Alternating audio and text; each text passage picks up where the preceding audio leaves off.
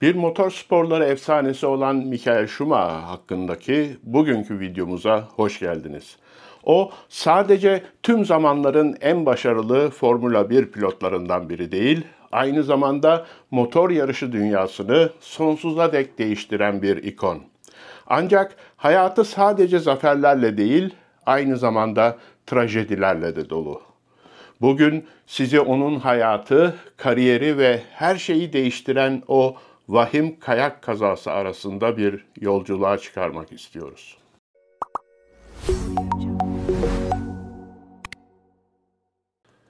Michael Schumacher'ı kırmızı Ferrari'sinin içinde hayranlıkla izleme zevkine erişenlerden biriyim ve bu adamın sınırsız bir başarı hırsına sahip olduğunu ve bu hırsın çok erken yaşlarda geliştiğini fark ettim. Almanya'nın Hürth şehrinde 3 Ocak 1969'da doğan Schumacher'ı 4. yaş gününde babası tarafından 5 beygirlik moped motoru takılmış bir pedallı araba hediye edilmiş. Bence 4 yaşında bir çocuk için oldukça tehlikeli bir oyuncak ama büyük bir kariyerin başlangıcı. Babası Rolf'un onu karting kulübüne kayıt ettirmesinden sadece bir yıl sonra ilk yarışını kazandı. Ancak o zamanlar Michael'in yapamadığı bir şey vardı. Yavaş sürmek. Küçük Schumacher için gençliğindeki tek odak noktası karting idi. Hava ister güneşli ister yağmurlu olsun, Michael her boş dakikasını pistte geçiriyordu. O zamanlar karting kulübünün büfesinde çalışan annesi Elizabeth bu kart sürücüsünü sosis ve patates kızartmasıyla besliyordu. O zamanlar Schumacher ailesi maddi açıdan biraz sıkıntıdaydı. Bu da Michael'in kart aracına yeni lastik alamayacağı anlamına geliyordu. Ama o yine de rakiplerinin aşınmış lastiklerini çöplükten bulup kartına takarak kendine bir çözüm yolu bulmuştu. Ve sonra o lastikleri genellikle pist kendisine kaldığı için diğer yandan da aslında zaten düşük kaliteli aşınmış olan malzemesine pek de çok olumsuz etkisi olmadığından tercihen yağmur altında tur üstüne tur atmak için kullandı. Her halükarda bu Schumacher'ın ilerideki Formula 1 kariyeri için son derece yararlı oldu. 1987'de nihayet büyükler karting şampiyonu, Avrupa şampiyonu ve hatta neredeyse dünya şampiyonu oldu. Bir yıl sonra Willy Weber adında birisi Salzburg'daki yağmur altında geçen bir yarış sırasında bu işlenmemiş pırlantayı keşfetti. O zamanlar 19 yaşında olan Schumacher 7. sıradan başladığı yarışta daha ilk turda neredeyse 15 saniyelik bir fark atarak öne geçmişti. Yağmur altında yapılan tüm antrenmanlar karşılığını vermişti. Ve Weber de çok memnun kalmıştı. Michael'i kanatları altına aldı ve 1989'da Formula 3'e getirdi. Schumacher burada kendini kanıtladı ve bir yıl sonra şampiyonluğu kazandı. Hatta bir yarışta vites kolu kırıldı ama bu Schumacher için hiçbir sorun teşkil etmedi.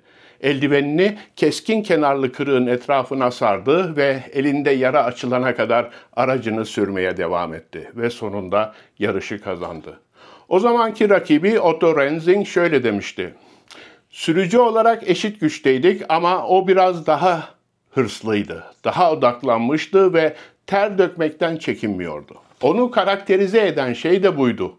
Erken yaşlardan itibaren kendi yolunu çizmek zorundaydı. Ancak sadece dişinizi sıkarak küresel bir kariyere başlayamazsınız. Bunun için birkaç özelliğe daha ihtiyacınız var. Örneğin disiplin." Schumacher bunu Formula 3'te geçirdiği süre boyunca çoğu zaman mühendisleriyle birlikte gece geç saatlere kadar çalışarak edindi. O zamanki takım arkadaşı Jochen Mass, Schumacher'in asla pes etmemesinden biraz rahatsız oluyordu. Mümkün olanı en üst düzeye çıkarmak için içgüdüsel bir ihtiyaç hissediyordu. Hepimizden daha kararlı ve inatçıydı.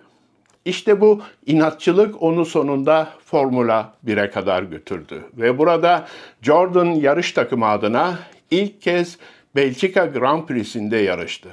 Ve bunun çok ilginç bir hikayesi de var. Jordan'ın asıl sürücüsü Bertrand Gachot o sırada bir İngiliz taksi şoförüne saldırdığı için hapse atılmıştı. Ama bu Schumacher'ın umurunda bile değildi. Kalifikasyon turlarında 8. sırayı elde etti ve Almanya'da kendisine olan ilgi hemen arttı. Ancak yarış Schumacher için o kadar da iyi gitmedi. Ne yazık ki bir debriyaj arızası yüzünden sadece 400 metre gidebildi ve yarıştan çekilmek zorunda kaldı. Bu onun Jordan ekibindeki ilk ve son yarışı oldu. Hemen ardından dönemin en iyi takımlarından biri olan Benetton Ford ile anlaştı ve Monza'daki yarışta ilk dünya şampiyonası puanlarını kazandı. Sonraki 3 yıl boyunca Schumacher, Benetton'da gerçek bir sürücü olarak kendini kanıtladı. 1994 sezonu onun en iyi ama aynı zamanda en trajik sezonlarından biri olacaktı. Schumacher ilk 2 yarışı üstün bir performansla kazandı. Hatta Brezilya'daki Interlagos'ta Ayrton Senna dışındaki tüm sürücüleri geride bıraktı. Alman pilot nihayet Formula 1'e yerleşmişti. Ancak Imola'daki 3. yarışta Formula 1'in bir daha asla toparlanamayacağı bir trajedi yaşandı. Mükemmel bir sürücü ve aynı zamanda Schumacher'ın rol modeli olan Ayrton Senna bir kazada hayatını kaybetti. Bir gün önce de Avusturyalı sürücü Roland Ratzenberger sıralama turları esnasında meydana gelen kazada aracının içinde sıkışarak ölmüştü. Bu hafta sonu bu sporun ne kadar tehlikeli olabileceğini bir kez daha gösterdi. Bu trajedilere rağmen Schumacher soğukkanlılığını korumak zorundaydı. Ne de olsa dünya şampiyonası lideriydi ve bu sezonun favorisiydi. Ancak arabasındaki yönetmeliğe uygunsuzluklarla ilgili sürekli tartışmalar ona hayatı zindan ediyordu. Sonunda 2 kez diskalifiye edildi ve 2 yarıştan men cezası aldı. 16 yarış puanı yerine sadece 12 puan toplayabildi ve Damon Hill ile sezonun son yarışında belli olacak bir şampiyonluk mücadelesine neden oldu. Hem de muhteşem bir şekilde. Sezon klasmanında lider durumda olan Schumacher, Hill tarafından giderek artan bir baskı altına alındı ve 36. turda Alman pilot büyük bir hata yaptı. Pistten çıktı ve sağ tarafıyla pist bariyerlerine çarptı ve piste geri döndüğünde Damon Hill ile çarpıştı. Yarış Schumacher için bitmişti. Bir süre için dünya şampiyonluğu unvanının sona erdiğini düşündü. Ancak Hill pite ulaşmayı başarsa da arabasındaki hasarın tamiri mümkün olmadığı için sonunda yarıştan çekilmek zorunda kaldı. Schumacher böylece ilk kez dünya şampiyonu oldu. Bir yıl sonra unvanını doğrudan Damon Hill'e karşı koruyabildi ve Belçika Grand Prix'si Spa'da gerçek bir esere imza attı. Islak zeminde yapılan yarışta 16. sıradan başladı ama sadece 15 tur sonra tüm rakiplerini yakalamıştı. Yani çocukluğunda yağmur altında yapılan karting antrenmanları tekrardan işe yaramıştı. Ancak 1995 sezonu aynı zamanda Schumacher'ın Benetton'daki son sezonu olacaktı. Menajeri Willy Weber bir efsaneyle, motor sporları tarihinin bir efsanesiyle anlaşma yaptı. Ferrari. O dönemde Ferrari 17 yıldır sürücüler şampiyonluğu kazanamamıştı ve Michael Schumacher umut ışığı olarak görülüyordu. O zamanki Fiat patronu Agnelli iddiaya göre şöyle demişti. Eğer Ferrari Michael Schumacher ile dünya şampiyonu olamazsa bir daha asla olamayız. Yani baskı büyüktü ve hedef de öyle. Ve 4 yıl sonra 2000 sezonunda Schumacher uzun zamandır beklenen şampiyonluğu sezonun bitimine bir yarış kala elde etti. Ve o zamanki ezeli rakibi Mika Häkkinen'le karşı yaptığı zorlu ama çoğunlukla adil düellolar asla unutulmayacak. Schumacher için Ferrari ile kazandığı ilk şampiyonluk aynı zamanda en sevdiğiydi. Sonunda kendisi ve ekibinin verdiği onca emeğin ve tüm sıkı çalışmanın karşılığını almıştı. Ve 2000 yılında şampiyonluğu kazanmak Schumacher ve Ferrari için de bir dönemin başlangıcı oldu. Bu bir mutlak hakimiyet döneminin başlangıç işaretiydi. Schumacher ve Scuderia üst üste toplam 5 kez hem sürücü hem de marka şampiyonluğunu kazandı. 2005 sezonu yine biraz daha ağırbaşlı geçti. Artık üst üste elde ettiği başarı serisinden şımarmış olan Maranello takımı, Fernando Alonso adlı genç bir İspanyol sürücü ile nispeten kolay bir şekilde şampiyonluğu kazanmayı başardı. Schumacher o sezonu sadece 3. olarak bitirdi ve bir yıl sonra sezon sonunda Formula 1'den emekli olacağını açıkladı. Ancak Schumacher hala yarışmak istiyordu ve sezon boyunca 8. şampiyonluğu için Fernando Alonso'ya karşı bir aslan gibi mücadele etti. Ancak sonunda bu yeterli olmadı ve yarış efsanesi motor sporlarının en üst sınıfına veda etti. Ama sadece şimdilik. Formula 1'e geri dönüşünü 2010 sezonunda yaptı ve 3 yıl boyunca Mercedes için yarıştı. Alman ekibiyle geçirdiği süre onun için pek de başarılı geçmedi. Bununla birlikte Mercedes'in sonraki yıllarda yaşayacağı parlak dönemin temellerini attı. 19 Aralık 2013'te korkunç bir trajedi Michael Schumacher'ın hayatını aniden değiştirdi. Ailesiyle birlikte yaptığı kayak tatilinde geçirdiği kazada kaskı olmasına rağmen başından ciddi şekilde yaralandı.